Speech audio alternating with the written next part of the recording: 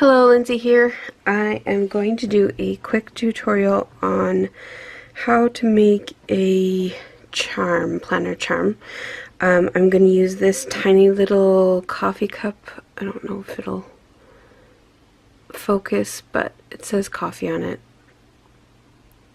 I don't know if it'll focus, but anyways.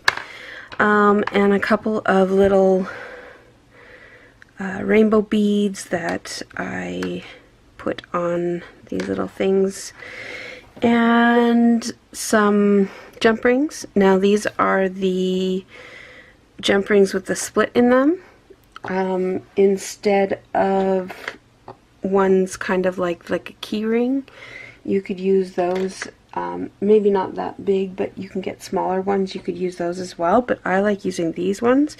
These ones are 3/8, I believe. Just one second. They're 18 gauge and they're 5/32 size, and I picked these up at a local bead shop, and I also picked up a lobster claw as well.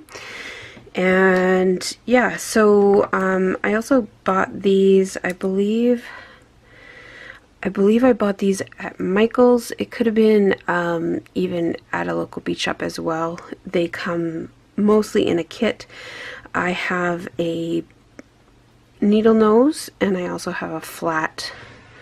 So you can see there, I'll put them side by side so you can see the difference.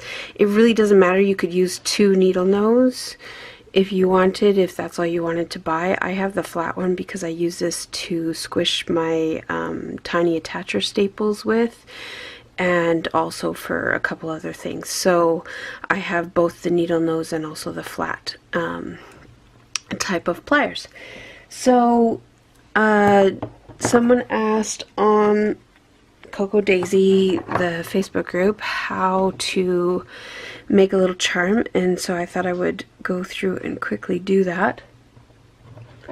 And so you're gonna grab your the charm you're putting at the bottom, and like I said, I'm just using this cute little coffee cup, and I am going to open these, and the way you do that is you just twist it open like that, and then you're going to twist it so that it lines up, so that it lines up with itself, so that it's flat. And now I don't know if you can see that, if it'll focus or not, but it's all lined up. Then next, what you're going to do is, if you're adding beads to it, I generally take my next piece. So I hook this on the ring that I just put on, and then I hook my bead onto it, and then close that. And you see I kind of work it back and forth a little bit. It does create a stronger bond. It kind of tempers the metal a little bit so that they don't come open. If you use a thinner jump ring, you may have to watch these come open quite easily if you accidentally tug on it or something.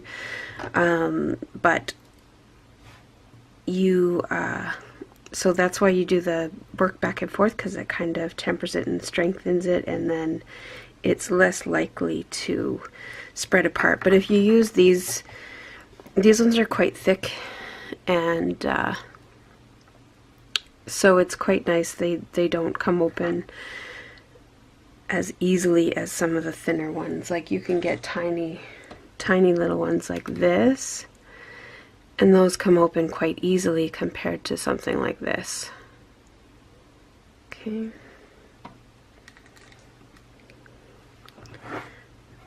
Just put that back. You can get all different kinds of rings from your local bead shop. So I'm just adding the last the last rainbow bead on there, and now you can see it kind of looks like that. And then I use one more to attach my lobster claw to it.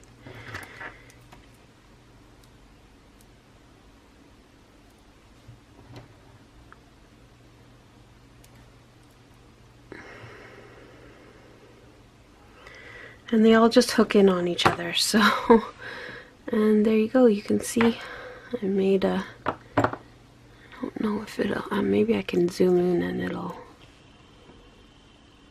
focus. There we go. Cute little charm with some rainbow beads and a little coffee cup. And then you can attach this to your planner.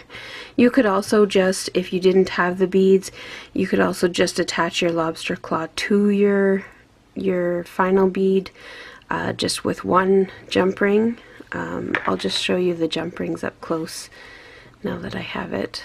There's the jump rings you can get, all different kinds of sizes. These ones here are also bigger than that. And these are the tiny, tiny little ones that I showed you. So there's several different kinds, several different sizes, but I like using this one here, which is the 18 gauge 5/32, and it's an aluminum ring. And yeah, I like using that size because it's not as bulky as this one, and it's not as tiny as this one, so it's less likely to fall apart. This one I tend to use for any of my knitting supplies just because I want them to be tiny and I want them to be lightweight. And because you're not pulling on it, yanking on it all the time, this one is really good.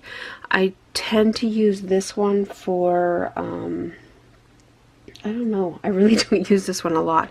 So, but I have them just in case like something else bigger comes along, I can use that. So anyways, I hope that helps, and I hope you create your own little charms, and I can't wait to see what you guys all make. Thanks for watching. Bye.